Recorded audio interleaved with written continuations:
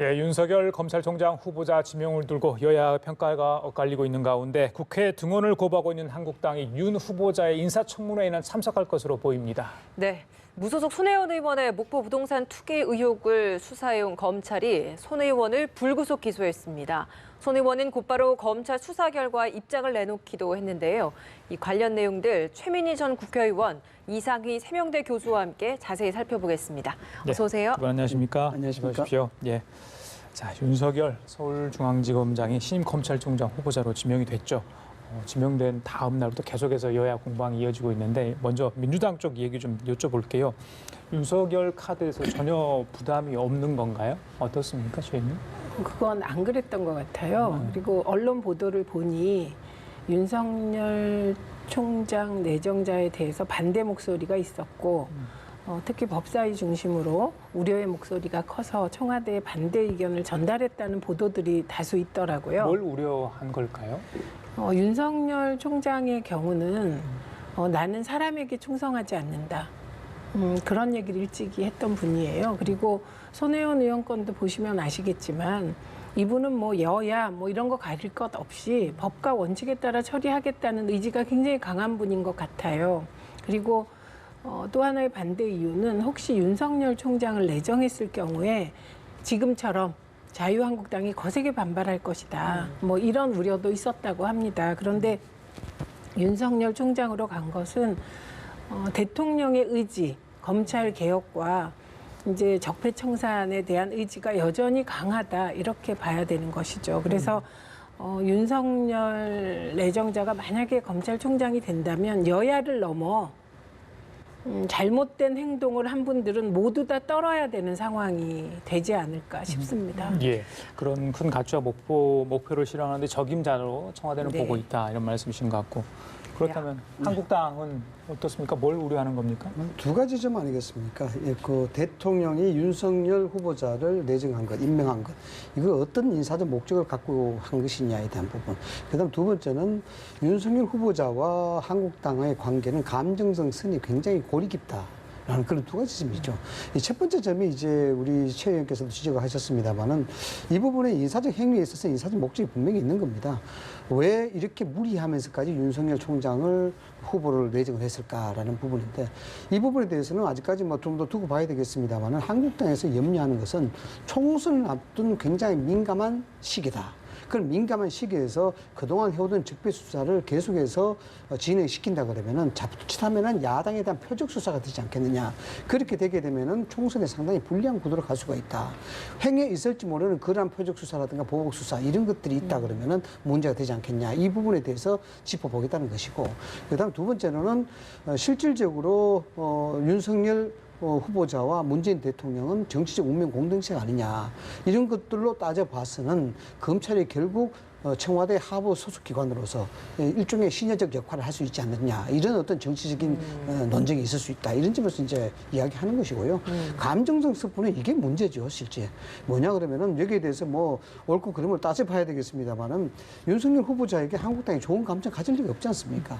말씀하신 대로 사람에게 충성하지 않는다는 아주 좋은 명언이죠. 그러나 이 말에 대해서 명분과 정당성을 가지려 그러면 실제적으로 이 같은 논쟁 자체보다도 한 두 정권을 거쳐야 이 윤석열 후보자의 진심을 이제 알 수가 있겠죠. 아직까지는 한 정권밖에 국한이 안 됐으니까 여기에 대해서 한국당이 믿을 수 없다는 것 아닙니까? 더군다나 박근혜 전 대통령부터 시작해서 이명박 전 대통령까지 두 사람이 이제 대통령을 구속시키는 만큼 어떻게 보면 윤석열 후보자도 참 운명인 것 같아요. 이런 것들을 굳이 뭐 본인이 구속시키고 싶다 해서 시켰겠습니까? 이런 것들이 있기 때문에 이런 어떤 감정에 골해서 한국당이 여기서 쌍수를 들고 환영합니다. 이럴 수는 없는 문제 아니겠습니까? 네. 사실 그 황교안 대표와의 악연도 지금 다시 주목받고 있지 않습니까? 네, 그렇죠. 뭐 과거에 이제 그 댓글 관련된 수사를 하려고 하는 상태에서 이제 황교안 법무장관 시절에 여기에 대한 뭐 질책이라고 해야 될까요? 그렇죠. 이런 부분이 있었다라는 관계라고 하는데 황 대표는 뭐 아무런 악연 없다라고 입장을 표명하고 있는데 황교안 대표는 지금 이런 인선을 어떻게 바라보고 있을까요? 뭐 그렇게 썩 좋은 기분은 아닐 것 같습니다. 뭐냐 그러면은 2013년이죠. 방금 앵커께서 지적하셨다시피 당시에 이제 댓글 수사 관련해서 할 때 윤석열 당시에 특별수사팀장이었죠. 예. 팀장이 공개적으로 이야기를 했어요. 이 수사에 있어서 황교안 법무장관이 수사 지휘권을 행사하는 것이 보인다. 이 언론에다 이야기한 겁니다. 그렇기 때문에 공개적으로 사실상 반박을 한 것이죠. 이런 어떤 악연이 있는데 구체적으로 뭐 검사로서 같이 근무했다든가 이런 것은 좀 없습니다. 같이 검사를 했다 하더라도 또 파트가 완전히 다르지 않습니까? 황교안은 공안, 그리고 윤석열은 특수검사동 이렇기 때문에 서로 어떤 인연이 있다든가 이런 건 전혀 없는데 아무튼 이제 황교안 대표께 야당의 대표로 지금 있는 상황이고 또 한쪽에서는 윤석열 검찰총장이 그동안 적폐수사를 해오는 입장이기 때문에 굉장히 불편해질 수밖에 없고 지금 한국당이 좀 강경하게 나갈 수밖에 없는 것이 황해에 있을지 모르는 의란 부분에 대해서 사자의 여론을 선점하겠다는 의도도 충분히 보인다라고 볼 수가 있는 겁니다. 네. 최 의원님, 검찰 같은 경우 기수 문화잖아요. 청와대도 이게 윤석열 카드를 썼을 경우에 어느 정도 조직의 안정화를 기할지 불안해할지 이런 것도 다 감안하고 지명을 했을 것 같은데 23기이기 때문에 그 이전에 있었던 그러니까 그 선배와 동기들까지 옷을 벗을 확률이 높다. 울산지검장은 벌써 사의 표명을 하지 않았습니까? 그 인사폭, 그러니까 물갈이 폭이 어느 정도 될 것으로 좀 예상을 하십니까? 81년에 전두환 전 대통령이 이보다 더한 기수 파괴를 했더라고요. 그때 6기를 파괴하고 검찰총장을 임명한 적이 있었어요. 그러니까 아마도 아까 무리한 인사라고 표현하셨다면 그것은 바로 검찰 내 기수 파괴인 것 같아요. 그런데 검찰 내부에서도 이 기수 파괴 인사를 반기는 쪽이 있고 부정적인 쪽이 있겠죠. 지금 말씀하셨듯이 부정적인 쪽이 이제 옷을 벗어야 된다고 상식적으로 추정되는 분들일 것 같은데 이제부터 윤석열 총장 내정자의 스타일이 드러날 것 같아요. 과연 전부 나가는 것을 방치할 것인지 아니면 일정 부분 뭐 선택과 집중으로 일부를 남길지 그거 보면 스타일이 나올 것 같아요. 그런데 저는 윤석열 총장 내정자가 마치 문재인 정부 들어서 박근혜, 이명박 전 대통령을 구속시킨 것처럼 이렇게 말하는 건 사실이 아니기 때문에 바로잡아야 한다고 생각합니다. 박근혜 전 대통령은 황교안 권한대행 시절에 구속되셨어요. 이명박 전 대통령의 경우는 사실 문재인 정부가 들어서서 이명박 전 대통령을 구속시키는 상황을 반길 수 있겠습니까? 파장이 이렇게 큰데. 근데 너무나 BBK에 대해서 언론과 시민사회의 문제제기가 컸고 이 문제제기의 시발은 박근혜 전 대통령과 2007년 대선 후보 경선 때 그렇죠. 경선하면서 서로 나온 얘기들로 지금 두 분 다 저렇게 되신 거기 때문에 조금 그거는 시시비비를 가려야 될 것 같고요. 그 사실은 악연이죠. 황교안 대표하고. 왜냐하면 말씀하셨듯이 국정원 댓글 사건에 외압을 행사한 사람 중에 하나로 국감장에서 윤석열 후보자가 황교안 당시 법무부 장관이죠. 지적을 했습니다. 물어봤을 때 관계 있다 이렇게. 그다음에 또 하나는 특검 연장을 황교안 대표가 거부했잖아요. 그래서 뭐 악연이라면 악연인데 적어도 야당 대표 정도 하신 분이 그런 감정 가지고 뭐 일을 처리하시겠습니까? 청문회에서 이제 어떤 부분이 쟁점이 될 것인가 이것도 중요할 것 같습니다. 어떤 게 가장 중요한 쟁점이 될 거라고 보십니까? 그건 이제 제 얘기가 아니고 언론의 얘기인데요. 첫째는 코드 인사가 쟁점이 될 것이다. 저는 뭐 이건 말도 안 된다고 생각해요. 그럼 야당이 그렇게 접근할 것이다라는 거죠. 네, 그렇게 언론이 얘기를 하더라고요. 그런데 그러면 문재인 대통령께서 우병우 전 수석 같은 사람을 검찰총장으로 지명해야 될까요? 그건 아니기 때문에 검찰개혁의 의지가 있고 적폐수사의 의지가 있고 법과 원칙에 따라 법적 정의를 지킬 사람을 하기 때문에 코드 인사라는 비판처럼 저는 무의미한 비판이 없다고 생각합니다. 두 번째는 재산 형성 과정인데 보니까 이분이 52살 때 결혼을 하셨는데 맞습니다. 그때 부인이 돈이 많았어요. 그러니까 이게 좀 애매하긴 할 것 같습니다. 예. 돈 많은 부인하고 왜 결혼했냐 이렇게 물어야 되는 상황. 예, 그래서 그 부분은 저는 뭐 윤석열 총장 내정자와 결혼한 이후에 재산이 기하급수적으로 불었다면 뭐 그거 따져봐야 될 거고요. 또 처가도 세 번째는 예. 장모 건인데요.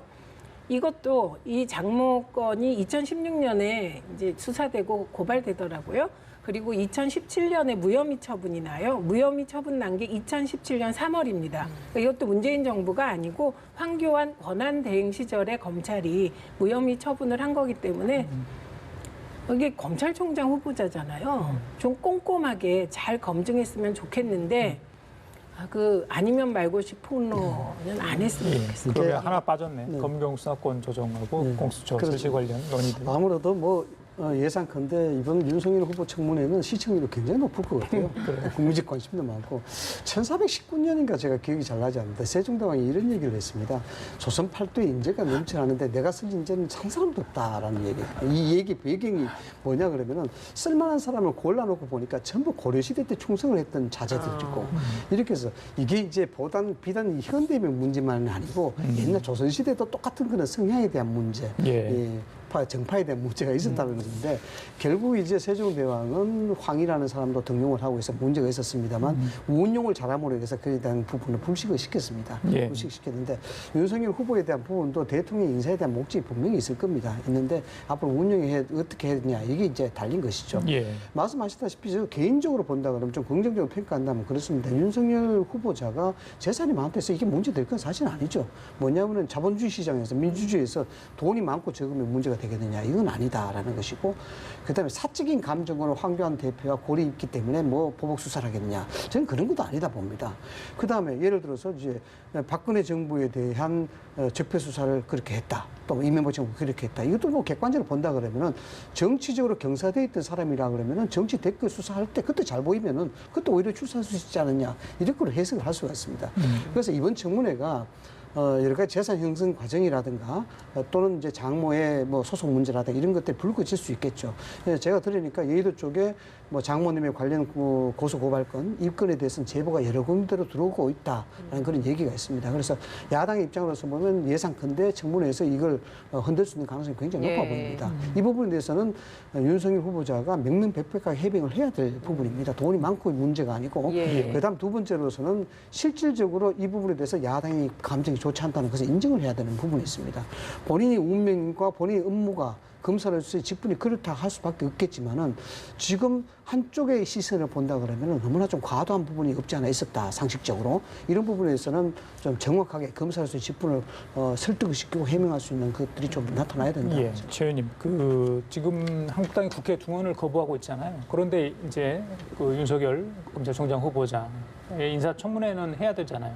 참석을 할 것으로 보여요.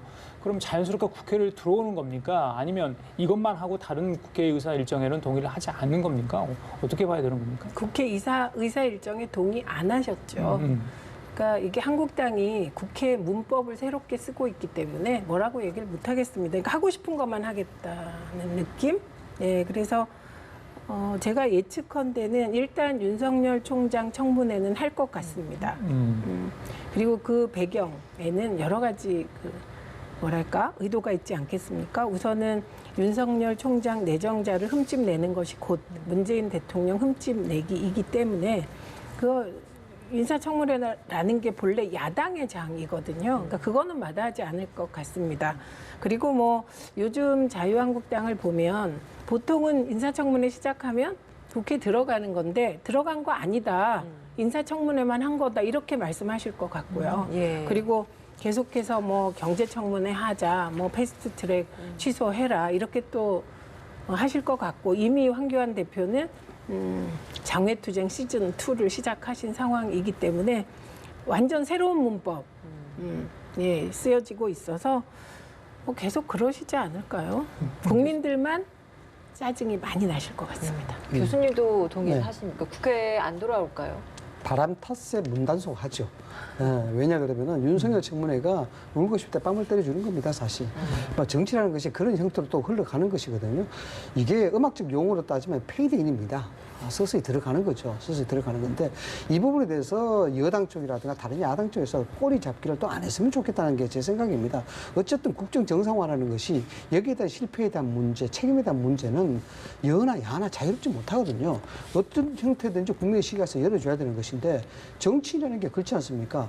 어떤 선과 악에 대해서 신임의 윤리만 있는 것이 아니고 책임의 윤리가 따르는 것이거든요. 이건 야당만 국한되는 게 아닙니다. 여당에도 손바닥이 마주칠 만큼 같이 박자를 맞춰줬기 때문에 이런 상황이 있는 것이거든요. 그래서 앞으로 윤석열 청문회를 통해서 새로운 어떤 사실이 밝아진다든가 또 윤석열 후보자를 검찰총장으로서 임명하면 안 될 만한 소재가 나타나든가 예. 이런 변수가 나타나게 되면은 전국은 또다시 경색이 되고 여기에 대해서는 정상화에 합의하지 않는 한국당의 명분이 또 다시 될 수 있는 것이죠. 그러나 무사히 되고 어느 정도 좀 한국당이 납득할 만한 부분이 이루어지는 것이고 그다음에 대통령의 의지라든가 또 문희상 그 국회의장이 잘 나섰더라고요. 여기서 경제원탁의의를 이야기하고 바른당이라든가 이런 쪽에서 좀 더 장을 좀 펴준다면은 국회 정상화가 이루어지지 않을까 그렇게 생각이 듭니다. 예, 알겠습니다. 자, 그 다른 얘기 좀 해볼게요. 무소속입니다. 손혜원 의원에 대한 검찰 수사 결과가 있었죠. 어제 발표했습니다. 재판에 넘겨졌습니다. 불구속 기소인데요. 부패방지법, 부동산 실명법 위반 등의 혐의입니다. 이 목포 문화재 거리 관련해서 저희들이 연초에 여러 차례 보도를 하지 않았습니까? 언론을 통해서 알려졌고 그에 대한 해명과 공방이 계속되는 상황이었고 검찰이 수사를 했고 그 결과가 이제 어제 밝혀진 건데 손 의원은 바로 이제 페이스북과 별도 보도자를 통해서 해명을 했습니다. 검찰 수사 결과 그리고 손 의원의 해명 어떻게 보셨는지? 우선 그 검찰의 기소 내용에서 그동안에 언론이 가장 중요하게 보도했던 두 가지가 빠졌다는 점을 주목해야 됩니다. 하나는 직권 남용과 관련하여 언론이 보도를 많이 했죠. 특히 SBS가. 근데 그 내용이 뭐냐면 목포 구도심의 근대문화 역사공간 지정에 외압을 행사했다. 당시에 문체위 위원으로서. 근데 그건 직권 남용의 혐의가 없다고 검찰이 얘기를 하고 있습니다. 그다음에 두 번째는 또 하나 손혜원 의원이 굉장히 파렴치한 비슷하게 몰아졌던 보도들이 있었는데 그 내용이 국립중앙박물관에 강제로 뭔가 사기했다. 예. 그다음에 인사에 강제로 관여했다. 이런 의혹. 이것도 사실이 무근이다. 그래서 기소하지 않았습니다. 그래서 손혜원 의원의 경우는 이 직권남용이나 외압, 그 인사 외압은 굉장히 중요한 사안이었는데 사실무근으로 밝혀졌기 때문에 언론이 보도함에 있어서 이 부분에 대해서는 사과해야 될 것이다. 그리고 손혜원 의원은 이거에 대한 법적 절차를 밟아야 된다고 생각합니다. 이건 개인의 명예를 너무나 많이 훼손했거든요. 그리고 나머지 부분에 대해서는 저는 개인적으로 손혜원 의원이 당시에 목포가 죽어가고 있고 목포를 살려야 된다며 주변에 우리가 같이 살려보자 이런 권유하는 걸 많이 받고 또 받았기 때문에 의도가 투기였냐? 그거는 아니라고 확신합니다. 그런데 그 투기가 아니었는데 목포를 살리기 위한 그 행동 그런 것이 과연 뭐 적절했냐? 이런 부분에 대해서는 저도 손혜원 의원이 한번 검토해봐야 된다. 스스로 점검해봐야 된다고 생각하고 예. 나머지는 검찰의 기소가 다분히 정치적이라는 생각이 들고 그래서 재판을 지켜보는 것이 맞다고 봅니다. 검찰 결과 내용 중에 이제 일부분 그 조카와 남동생 명의로 이제 해서 그 도와주기 위해서 구입을 했다라는 부분에 있어서도 검찰 조사 결과를 보면 일단 이 부분에 있어서는 실질적인 소유주는 손혜원 의원이었던 걸로 밝혀진 것 같다라는 조사 결과가 있었거든요. 이 부분은 어떻게 보셨습니까? 그거는 조카나 동생은 아니죠. 동생하고는 지금 사이가 남동생 나쁘죠. 이제 부인 네, 부인 집 예. 동생과는 뭐 별로 교류가 없는 것이고 그거 뭐 실제로 제가 그런 고모가 되고 싶은데 저는 돈이 없어서 못 되기 때문에 예, 어떻게 뭐 평가할 수가 없고 이런 일은 먼 후일 이게 진짜냐 아니냐가 밝혀지는 거잖아요. 그런데 일단 그 조카들이 이거 고모가 나한테 준 거라고 하고 있는 상황이기 때문에 재판 과정에서 시시비비를 가리면 될 것 같습니다. 근데 전 진짜 재판까지 가봐야 된다. 네, 그런 예. 고모가 되고 싶어요. 알겠습니다. 그 뭐 말씀을 일리 있는 말씀도 있으신데요. 방금 말씀하셨던 이제 직권 남용에 대한 부분부터 말씀을 드리자 그러면은 여기 이제 무혐의 처리를 했지 않습니까? 그런데 직권 남용과 부패 방지법은 엄청난 차이가 있습니다. 쉽게 이야기하면 직권 남용은 낮은 단계고요. 부패 방지법 위반은 높은 단계입니다. 그렇기 때문에 부패 방지법으로 여기 기소를 했다는 것은 죄질이 무겁다는 겁니다. 이 부패 방지법의 정신 자체가 뇌물죄와 같이 엄격한 상한입니다. 부패 방지법은 다 아시다시피 공무상 얻은 취득한 정보를 가지고 본인 또는 타인에게 이익을 주는 행위 아닙니까? 않습니까? 이게 발견됐으면 전부 재산이 몰손하게 되어 있습니다. 그렇기 때문에 부패방지법으로 기소했다는 것은 검찰 측의 주장이 상당히 문제가 있는 엄중한 범죄다라고 보는 것이고, 그다음 차명에 대한 부분은 이렇습니다. 여기에 부동산 계약, 그다음 돈을 준 거, 그다음에 수리하는 거, 예. 이런 등등이 전부 손혜원 의원의 주도하에 이루어졌다는 것이죠. 이게 차명에 대한 소위 말해서 논리 성립이 안 된다는 겁니다. 그렇기 때문에 이 부분은 차명이 아니고 부동산 투기로 봤다라는 것인데, 제가 아마 이 자리에서 지난 1월달에 이야기를 했는 걸로 제가 기억이 나는데, 손혜원 의원의 이 부동산 매집, 이것이 투기냐 투기가 아니냐라는 것인데, 그 당시도 논란이 됐던 게 뭐냐 그러면은 공공적 목적으로 인해서 사람들에게 권유하고 문화를 살리기 위해서 이렇게 활동을 했다. 굉장히 선한 목적이기 때문에 이건 투기가 아니다라는 것. 제가 또 어떤 이야기를 했냐 그러면은 선하게 포장하는 투기가 더 위험하다라고 했습니다. 이런 것들이 투기의 여러 가지 방법인데, 진실은 손혜원 의원 혼자 알겠죠. 그러나 공공적 이익에서 자칫하면은 정말 엄중한 수사를 받을 수가 있는데, 자, 공공을 목적으로 해서 이유를 이야기한다 그러면은 나중에 설사 투기가 된다 하더라도 충분히 논쟁의 소지가 있기 때문에 투기가 아니냐, 투기가 맞느냐에 대해서 논쟁이 되기 때문에 그만큼 빠져나갈 구멍이 있다는 겁니다. 이것을 뭐 제 개인적인 시각입니다만, 손혜원 의원이 만약에 그런 계산을 하고 있다 그러면은 이건 굉장히 엄중하고 심판받아야 될 문제다. 저는 그렇게 보는 거죠. 예, 그 여야의 반응도 나왔는데요. 일단 민주당은 저기 손혜원 의원이 민주당 소속이 아니기 때문에 반응을 자제하는 것 같고, 야당 한국당 쪽에서 의원직 사퇴 국정조사 얘기까지 합니다. 거기까지 가야 된다고 보시는지? 예, 진짜 국정조사 해야 될 건 어제 PD수첩이 보도한 것, 한겨레가 이미 보도했던 것, 농지 투기한 국회의원님들, 이게 무려 부인까지 합치면 뭐 몇십 명, 100여 명이 가까이 되더라고요. 그리고 농지 투기한 이후에 개인적인 목적으로 용도 변경까지 하고 국회의원이라는 직분을 활용하여, 이거 국정조사 해야 돼요. 국민들한테 여론조사를 해서 손혜원 국정조사 할래? 아니면 농지 투기한 국회의원들 100명 가까이 되는 분들 국정조사 할래? 그럼 국민들이 어느 쪽에 손을 들겠습니까? 저는 적어도 자유한국당이, 야당들이 최소한의 형평성은 가져야죠. 저는 이 농지 투기한 과정을 어제 PD수첩이 자세히 보도했는데 정말 분노를 금할 수 없더라고요. 이렇게 큰 사안에 대해서 눈을 감고, 그 눈을 감은 이유가 하나잖아요. 많은 국회의원들이 했기 때문에. 손혜원 의원은 무소속 1명, 외로운 여성 국회의원이잖아요. 이건 거의 왕따 수준의 공세라고 봅니다. 그래서 그런 얘기가 진정성을 가지려면 농지 예. 투기한 국회의원들부터 국정조사 해야 된다고 봅니다. 예, 그 수에 많고 적음이 문제가 아닌 것 같아요. 국회의원들 지금 뭐 국회 정상화도 안 되고 있는데 이런 그러니까 무리를 빚을 만한 일들이 계속 일어나고 있기 때문에 뭔가 좀 자정하는 노력이 좀 필요해 보이고, 마지막 시간이 많지 않습니다. 홍문정 의원이 탈당을 했는데 거기에 과연 박심이 작용했고 이후에도 어떤 그런 정치적인 움직임이 있을 것인가, 가장 뭐 지금 최근 이슈인 것 같아요. 두 분 짧게 좀 들어보도록 하겠습니다. 네. 파장에 대한 부분만 먼저 짚어본다 그러면 간단합니다. 황교안 대표 체제가 앞으로 연말까지 어떻게 버텨주느냐에 대한 문제입니다. 버텨준다는 의미는 지지율이 올라갈 것인가 말 것인가에 대한 부분입니다. 지금처럼 지지율이 답보 상태를 보이거나 지지율이 떨어지게 되면은 추가 탈당이 있을 겁니다. 공천과 관련해서. 그렇게 되면 나가는 사람들이 명분이 될 것이고, 그에 대해서 친박연대처럼 옛날처럼 어느 정도 거기에 대한 가시적인 성과는 못 가더라도 어느 정도 파장은 충분히 있을 거라 이렇게 봅니다. 그럼 박근혜 전 대통령과의 교감은 계속 있었다고 보세요? 원래 말이 많으면 교감이 없는 겁니다. 네, 그렇게 제가 지금 홍문정 의원의 워딩을 가만히 살펴보면 예. 실제로 직접적 교감이 있었다 그러면 워딩이 저렇게 나오지 않죠. 네. 알겠습니다. 최현님. 네. 그러니까 친박 연대를 만들기 위한, 그 이름은 뭔지 모르겠습니다. 신공화당일지 예. 만들기 위한 베이스 캠프를 차렸다고 보면 됩니다. 왜냐하면 2016년 국민의당 때 보면 그때도 민주당이 20% 현역 그냥 컷오프 시킨 그 기준이 문제가 돼서 그 파동이 일어난 거거든요. 예. 그러니까 어차피 개혁 공천을 하게 되면 당시 상황과 비슷해지고 지금 몇 명이 따라 나간다? 이거 뭐 별로 중요하지 않습니다. 내년 한 1, 2월쯤 돼서 몇 예. 명이 공천을 못 받게 되고 그분들이 어디로 갈지. 그래서 베이스 캠프 차렸다고 보면 어느 될 것 정도 같습니다. 정치 세력화 할 수 있다고 보십니까? 아니면 정말 미미하다고 보십니까? 만약에 그쪽에 베이스 캠프가 차려질 정도로 공천을 했다면 황교안 대표가 진짜 개혁 공천한 것이거든요.